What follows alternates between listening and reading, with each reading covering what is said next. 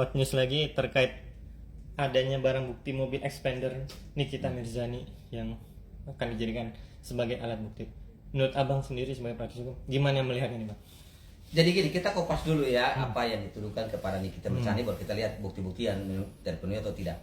Satu, Nikita kan kita sama-sama tahu semua bahwa dituntut dengan pasal 27B Undang-Undang ITE, pasal 368 ya, pemerasan, kemudian yang tidak pidana pencucian uang. Nah, persoalannya hari ini kalau disekatakan bahwa ada juga bukti itu ya, bahwa bukti mobil menyebut uang diberitakan 5 miliar ya kan, 5 miliar.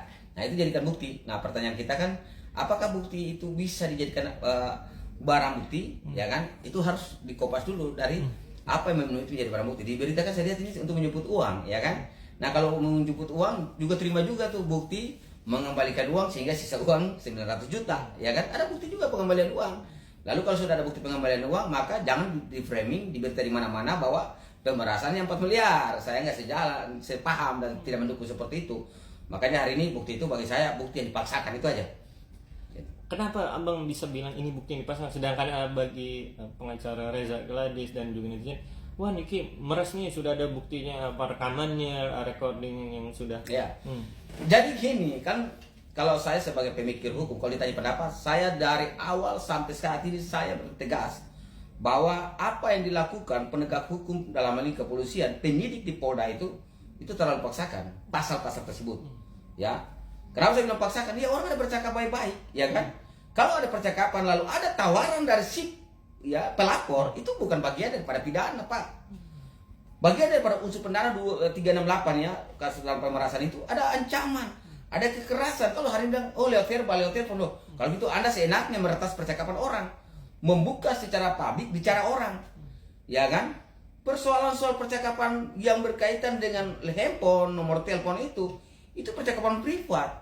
Tetapi kalau memang ada pemberian uang, saya mau pertegas, ada pemberian uang, saya kasih kamu sekian ya, ini kesepakatan, ini perjanjian, ya kan? Kalau Anda berikan saya uang, saya kasih, gitu.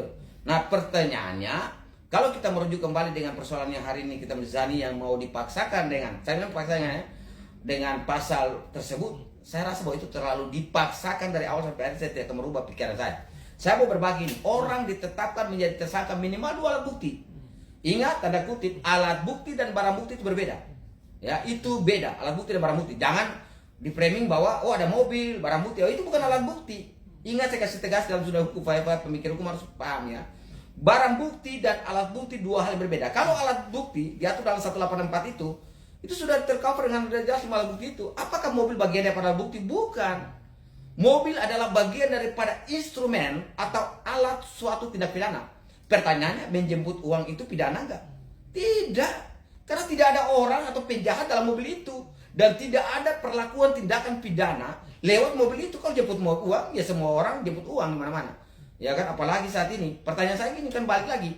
Berapa ribu orang yang diperas di jalan raya? Bisa aja dituntut ya dengan pasal 368 kepada oknum-oknum yang begitu banyak. Ya, pakai aja pasal itu, tangkap semua oknum yang lagi di frame di media sosial memeras rakyat Indonesia. Bisa aja pakai 368 pemerasan. Ya, nanti undang-undang ITE 27 tangkap semua oknum di jalan raya. Jadi segala sesuatu di negara ini sudah ada dasar-dasar hukumnya, sudah ada unsur-unsur mensyarat seseorang tidak tersangka lewat pasal tadi 368. Nah, kalau mobil dipaksa alat bukti, saya rasa ini terlalu mengada-ada gitu. Maaf, mobil itu barang bukti, dan barang bukti itu harus juga terlihat dengan jelas bahwa apakah ada kejahatan, perbuatan jahat dalam mobil itu yang berdampak kepada pengambilan secara paksa uang itu atau tidak. Kan di framingnya semua itu. Loh, kalau sekarang pertanyaan balik, yang uang dikembalikan, kenapa tidak di framing 900 juta? Ini perdata. Kapan kau kembalikan uang secara utuh? Kalau memang masih 900 juta, itu perdata. Jangan dipaksakan ke pidana. Itu seperti itu. Bang, tapi terkait penahanan Niki yang dari 20, 40 Ya. menjadi 30 yang harus sebatas akhir kemarin 2 Juni, menurut abang sudah tepat gak, Bang? Jadi gini, karena ya, Niki sakit ya. Ya, soal Niki sakit, jadi saya mau berbagi. Kita harus melihat dulu rujukan hukum soal penahanan itu. Saya berbagi dari sejak awal. Kalau kita mengacu kepada pasal 24, pasal 25 kitab hukum acara pidana, itu mengatur tentang tahapan-tahap penahanan. Di tingkat penyidikan itu 20 hari, kemudian diperpanjang menjadi 40 hari, total 60 hari. Setelah itu kita berpindah ke tingkat penuntut, dalam hal ini jaksa. Jaksa itu kan 20 hari tambah 30 hari, total 50 hari. Nah setelah itu lewat daripada itu tanggal 2 kemarin kan berakhir. Status tahanannya adalah tahanan yang disebut dengan pengadilan. Kalau tanggal 2 tidak ada status perintah pengadilan bahwa dia ada status, dia harus bebas demi hukum.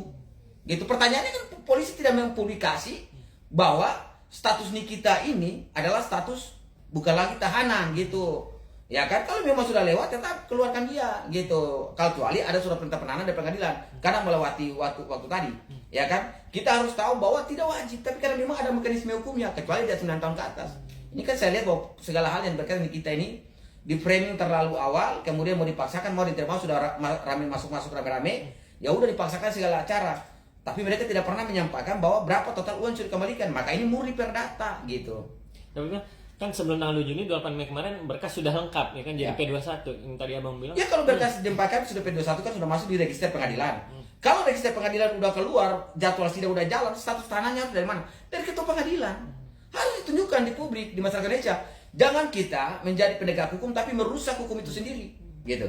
Bang, tapi kan dalam undang-undang ada bang ya penambahan lagi 30 hari karena seorang itu sakit atau gimana? Jadi gini, proses mekanisme hukum dalam status tanah sudah diatur dalam hukum acara pidana. Diatur di dalam pasal 24 dan 25 hukum acara, kemudian di pasal 29 hukum acara pidana itu kita melakukan pencarian pidana. Tapi persoalan kalau sudah dimasuki di P21, perintah ketua pengadilan yang tahan itu wajib, tidak apa-apa. Karena sesuai dengan mekanisme hukum. Jangan kita menambah-nambah atau mengurangi. Tapi apapun itu ya saya bilang, hari ini kalau kasus mau terang, ya limpahkan aja di pengadilan. Biar nanti di eksepsi ini kita mengkopas dari sisi hukum. Karena seorang pengacara kayak kita tidak bisa berpendapat kalau kasusnya udah naik di pengadilan. Karena apapun itu, semua orang yang mau berperkara di pengadilan baik pidana perdata, penilai cuma satu, hakim.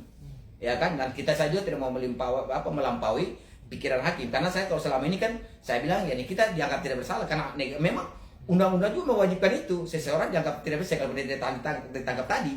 Ya kan? Itu seperti itu.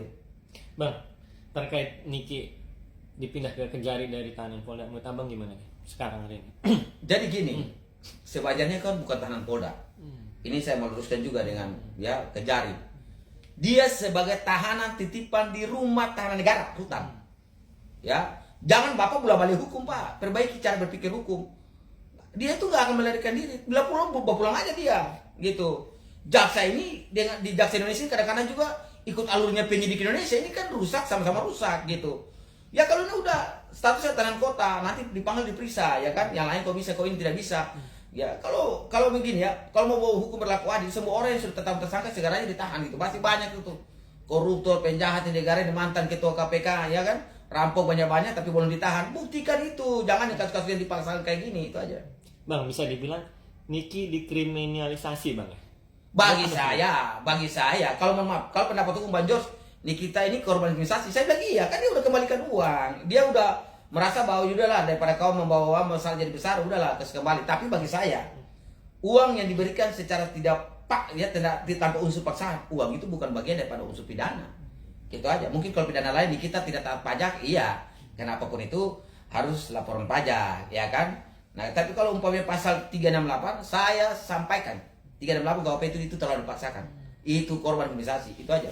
Kak, sebagai seorang istri praktisi hukum, melihat Niki sebagai seorang perempuan juga, seorang ibu juga yang punya anak-anak yang dikriminalisasi, menurut kakak gimana nih Kak? Saya berikan pendapat berdasarkan sudut pandang ibu ya, atau sudut pandang perempuan.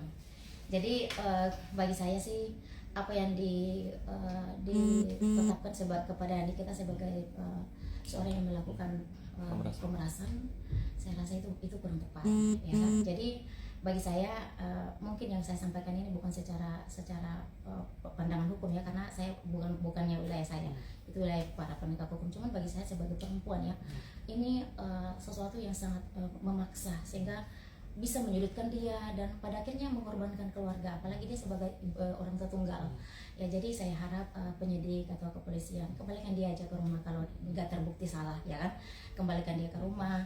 Nggak mungkin dia lari karena anak-anaknya ada. Ini pandangan saya sebagai seorang perempuan ya, nggak mungkin dia kemana-mana karena ada anak-anak. Ada hal-hal yang perlu dikonfirmasi, bisa aja konfirmasi